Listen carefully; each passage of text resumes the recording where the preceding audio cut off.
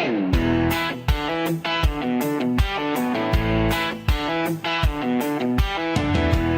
everyone, welcome back to the Chicken Insight Podcast. I'm Cortney. And I'm Tina.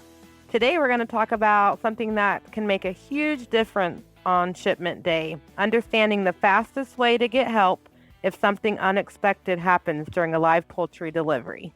Yeah, especially during busy shipping seasons when people might not know how support systems actually work behind the scenes.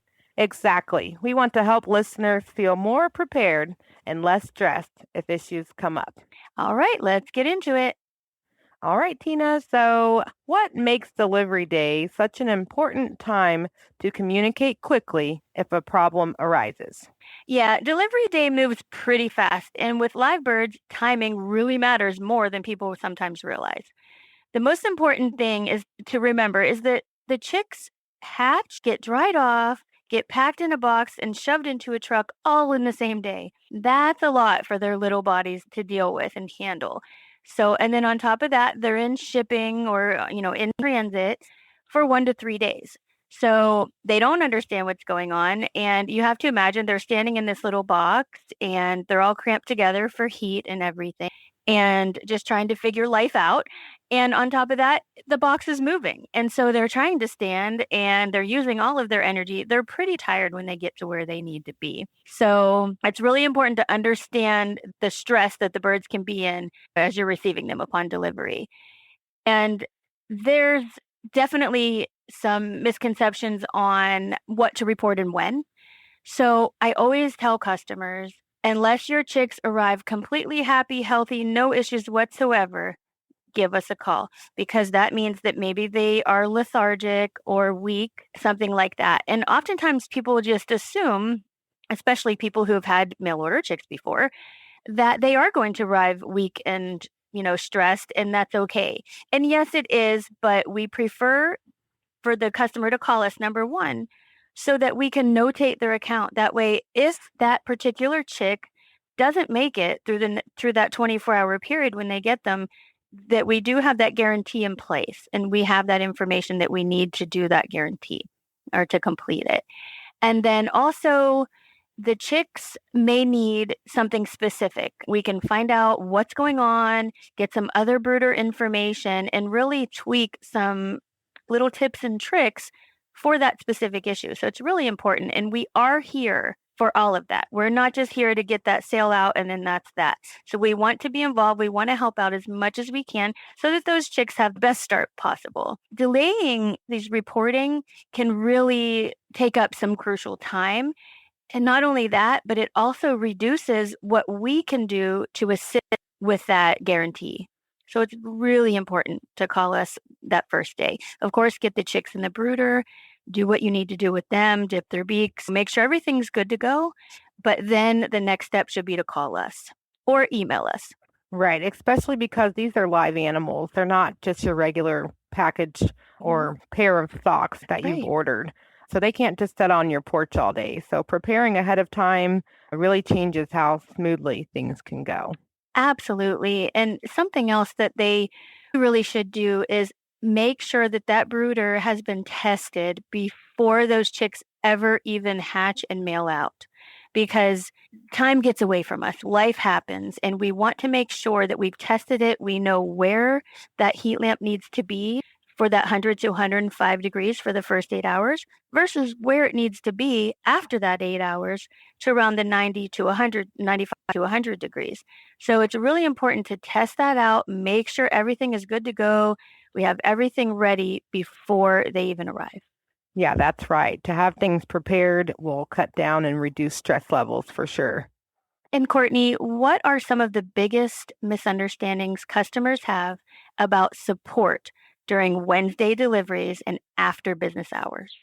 So I think this is one of the biggest misunderstandings, and people assuming no one will see your information if the office line is closed. So I always on the phone let people know we're here actually 7 days a week, Monday through Fridays, more on the phone support. But the weekends we have email support, ticket support. So just reaching out at that point of concern within that 24 hours immediately There's few Saturday deliveries, but there is a Saturday rep here. So if you call and leave a voicemail and you're frantic, we're going to call you back and calm you down and walk you through the next steps. So Right. always reach out. Know that Valley Hatchery has support 7 days a week, and that sets us way apart from other hatcheries. But with live animals, we think that you guys deserve the support. So we're here to support you. Sometimes customers assume support completely stops after phone hours. We don't want you to think that. So if we're gone and you send us an email first thing in the morning, we're going to respond to your email and let you know we're working on this. And this is what we can do to help. Here's the next step. So Wednesday shipping schedules can create confusion, I feel like, but know that you're supported just like a Monday shipment. Voicemail and ticket systems still matter after hours is because that's the first things we're checking in the morning. We know that people are trying to reach out when we're not here. So we're checking our tickets first thing in the morning, our voicemails.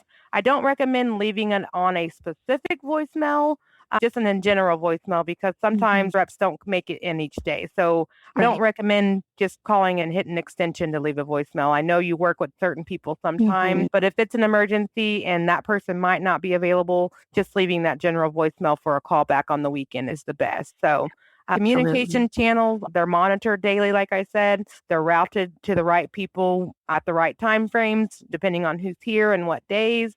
So definitely you open that box, no matter if we sent you 15 extras and you have one DOA, call us. We want to know about that. Absolutely. Yeah, it is crucial because we can get some additional information to avoid any further losses as well. And I often see on our social media people posting something similar to, okay, they wanted me to call if there were issues with shipping, but they're not even in. And we don't want people thinking that. We are absolutely here. Just because our phones don't get answered physically by one of us doesn't mean that there isn't someone here. We always have someone ready to handle those voicemails. Sometimes people panic because they think they missed their only chance to report something. Exactly. When really the important part is getting the information submitted quickly and clearly. So if you're leaving a voicemail, leaving the details of, I picked the box up, this many was DOA, there's several week, even being specific. If you know your chickens, my salmon faverolles are having a hard time. Just be specific. Let us know exactly what's going on so we can know the best ways to help. Absolutely. Yeah. So, Tina, what are the best ways customers can actually contact Valley Hatchery on delivery date? The first thing I would suggest is just calling our main support number, 1-800-652-7606. That's going to be your first line of defense, if you will, making sure that you're reporting there. If we are not in, leave a detailed voicemail. Leave your name or some other identifying information, your order number if you have it, so that we can notate your account. And just let us know what's going on. You don't have to give us every little last detail, but just enough information so we can kind of gather what's happening. And then a good number to call you back on. That's always important. You can also use our support ticket or website contact forms. One thing about our website contact forms that I often get that I did want to bring up is people will say, well, I was going to do it on there, but I didn't know what breeds that I lost. I wasn't sure. That's okay. Fill in what you can and we will figure out the rest. You don't have to have all the answers. That's really important because you don't want to delay the reporting. Okay. And then save our phone number, save our email so that you're not scrambling for that information the day that they arrive, just in case there are any issues or you have questions. You could have no issues whatsoever, but you just have some questions. And it's absolutely okay to call us and ask us questions. That's what we're here for. And of course, we do have social media where you can get information as well. Organized communication helps support teams respond faster. So when you report something, stick with that one report. You don't want to call us and leave a voicemail and then do something on our website or email us separately because multiple reports causes a little bit of chaos. And then we have 2 or 3 different people possibly working on the same thing, and it can really cause delays, and we don't want that. So report once and then wait for us to get back to you. I promise we will. Yes, exactly. Because scrambling for contact info after a stressful delivery just slows everything down.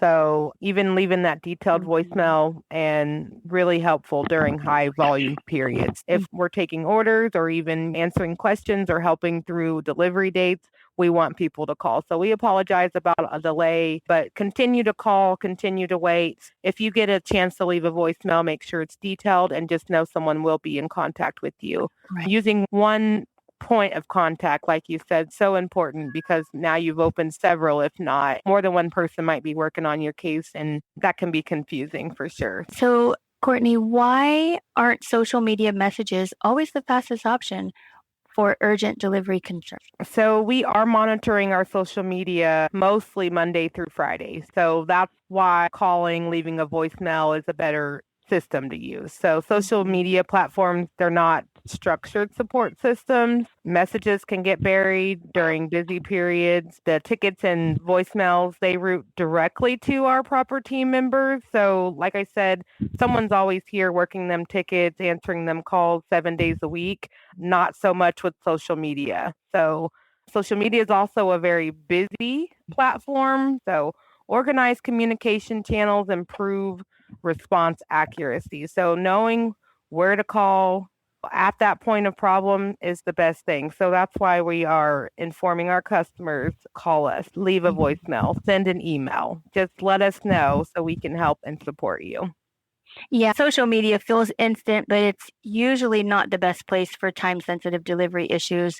So it's very important that you definitely reach out through the channels that we recommend, not social media. Right, especially because support systems are designed to prioritize urgent shipment concerns properly when social media is just more for the media.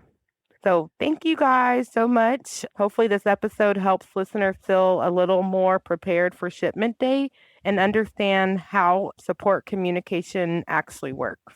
Yeah, and honestly, a lot of stress can be avoided by just reviewing policies early and saving important contact numbers before the birds arrive. Yes, preparation really matters with live poultry deliveries, so be prepared. And real quick, if you've got a poultry question you want us to cover in a future episode, send it through the fan mail link in the description. We will answer it in our future episode. Yeah, we'd love to hear what you're dealing with in your own flocks. Thanks for listening to the Chicken Insights podcast, and we'll see you in the next episode. Bye for now, everyone. Thanks for listening.